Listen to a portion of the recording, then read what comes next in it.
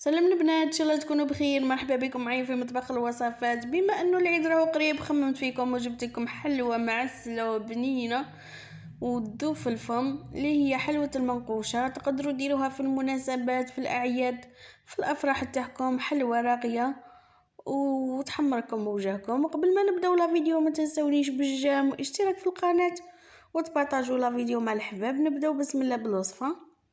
عندي هنا 125 مرقريه، نضيف لها 3 مغارف كبار تاع سكر كلاصي، نضيف لها صفار بيضة، نضيف لها مغرف صغيره تاع لافاني، ونضيف لها 4 مغارف كبار تاع زيت، ونضيف لها 4 مغارف كبار تاع ماء الزهر.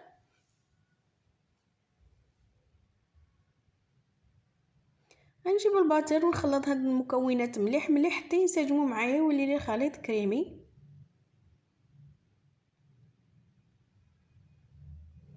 اللي ما عندهاش الباتر تخلط بيدها وتخلط المكونات مليح.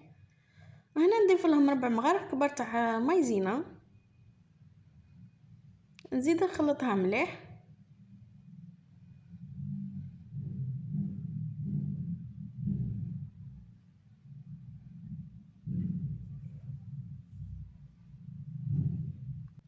وهنا نجيب الفرينه ندير غير بشويه بشويه ونبدا نلم في العجينه لموها غير بصبعتكم، ما تعجنوهاش. الحلوى ما تتعجنش حتى تولي لي العجينه طريه وما تلصقش في اليد.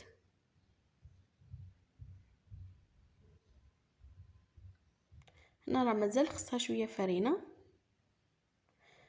هنا بعد ما تلمت لي شوفوا القوام تاعها كيف راهي طريه. نديرها على جهه ونخليها. نجي الحشوه تاعي هنايا، عندي هنا 4 كاس حلوى ترك. حلوى ترك كانت سايله شويه من السخانه، ضفت لها كاس كاوكاو محمص ومطحون. نجي نلمها بمربى المشماش اللي هو المعجون، نديرو غير بشويه ونبدا نلم في الحشو.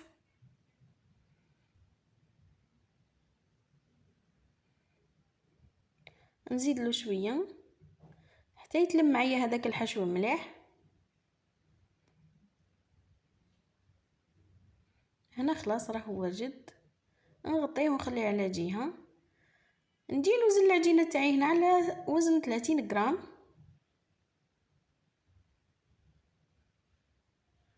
نكمل نوزن كاع العجينه اللي عندي.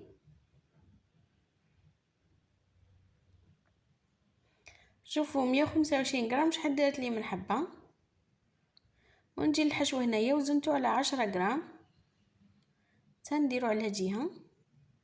وهذا هما الليمون اللي راح نخدم بهم. عندي هذا على شكل اوفال والاخر على شكل قلب.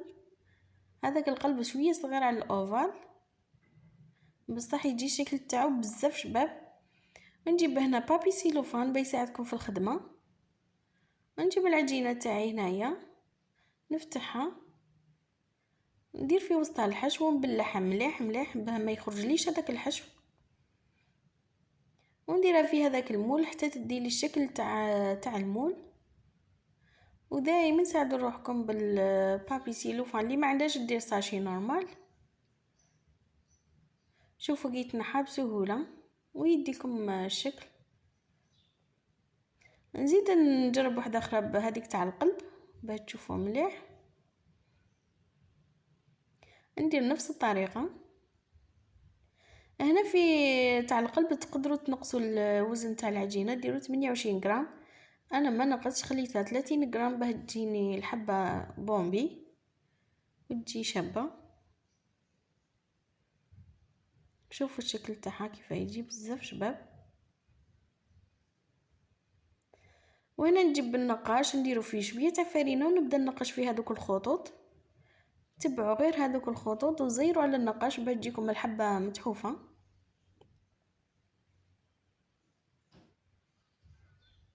انا قربت لكم الصوره باش تشوفوا مليح.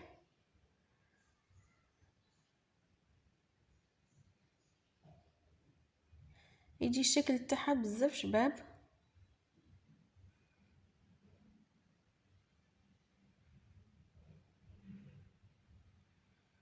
هنا هذه الحبه الاولى، شوفوا كي جات ما شاء الله. نزيد نناقش معكم هذيك تاع القلب، هذه تنجي الشكل تاعها هايله.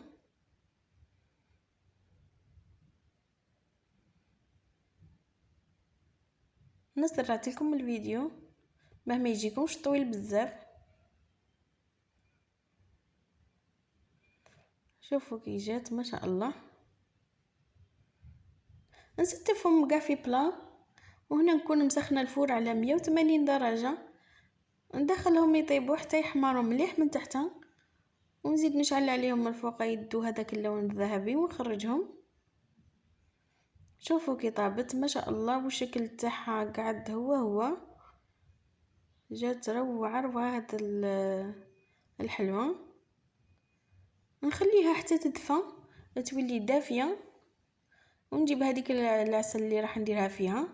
العسل تاعكم الا كانت ثقيله زيدوا لها شويه تاع مزهر، والا كانت خفيفه خلوها هكاك نورمال، ما تخلوهاش بزاف العسل، غير شويه ونحوها. ودرت لها حبه جوز من الفوق هكا كشكل كديكور. شوفوا كي جات روعه روعه. هاد الحلوى بزاف شابه وبنينه. نقسم معكم حبه باش تشوفوا كيفاه جات من الداخل.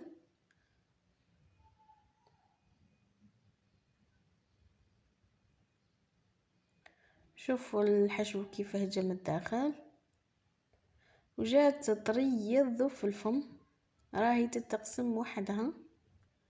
جربوها على بالي راح تعجبكم، وما تنسونيش بتعليق شباب. تهلاو في رواحكم، سلام.